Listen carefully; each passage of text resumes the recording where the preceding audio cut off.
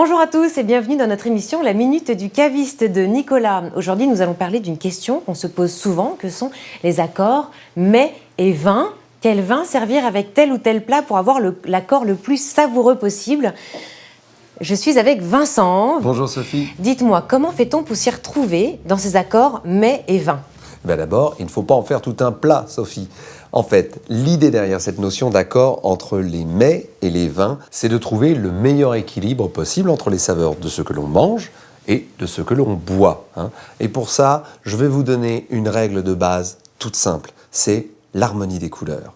Alors, les vins blancs se marient mieux avec des nourritures peu colorées, la viande blanche, la volaille, le poisson, les crustacés. Okay. Quant aux vins rouges, plus riches en tanins, ils accompagneront mieux des mets aux saveurs plus puissantes, comme les viandes rouges. Après, on peut raffiner tout ça.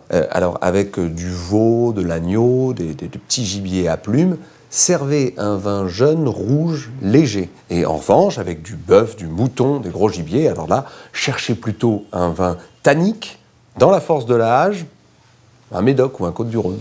D'accord, donc je pense que vous avez retenu ces vins blancs avec viande blanche et ou poisson et un vin rouge avec de la viande rouge.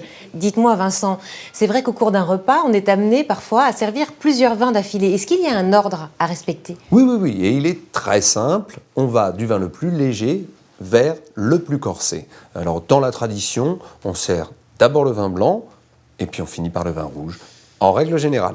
Ça, j'ai bien noté. Donc, on va essayer de donner un repas type et puis vous me direz ce que je vais servir avec. Très bien, allons-y. Donc, on va commencer par un plateau de fruits de mer, par exemple crevettes, coquillages. Oui, alors là, sans hésiter, un blanc sec et nerveux, un vin de Loire comme un Sancerre. Ou plutôt, alors, des papillotes de chèvre avec une petite salade. Bon, alors à ce moment-là, un rosé léger, comme un Côte de Provence, servi bien frais, n'est-ce pas? Et pour le plat, je vois bien quelque chose de classique, une côte de bœuf par exemple. Alors là, c'est l'occasion ou jamais de sortir une bonne bouteille de très bon rouge. Alors un vieux Bordeaux, un Saint-Émilion, ou alors un Bourgogne, un Nuits Saint-Georges, un Gevrey-Chambertin, ou encore un Châteauneuf-du-Pape, un Gigondas. Et puisque l'on sert deux types de vins, prévoyez des verres pour le rouge et pour le blanc. Ça, je sais. Il y a 3 verres et disposés de gauche à droite. D'abord le verre à eau, ensuite le verre à vin rouge et ensuite le verre à vin blanc, n'est-ce pas? Oui, et le verre à vin blanc peut être légèrement plus petit que le verre à vin rouge. Très bien. Qu'est-ce qu'on sert pour le fromage? Là, vous pouvez parfaitement resservir un peu de votre blanc du début, à condition que le type de fromage s'y prête. Et pour le dessert, Vincent, je vois bien un gros gâteau au chocolat. Ça ne m'étonne pas de vous, gourmande.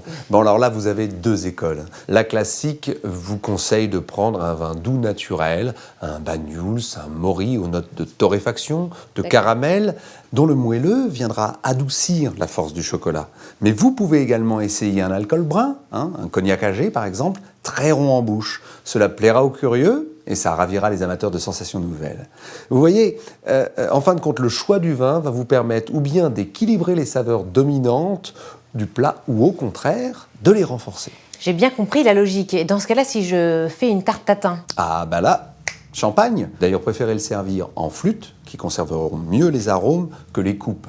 Mais pour en revenir à votre tatin, choisissez un champagne demi-sec, frais, vif, léger, qui contrastera avec la richesse de la tarte, ou bien un crément aux arômes de fruits jaunes. Ou alors, vous pouvez choisir d'accompagner les saveurs sucrées de la tarte caramélisée en choisissant un vin moelleux, liquoreux, comme un Coteau du Lion ou un Cadillac.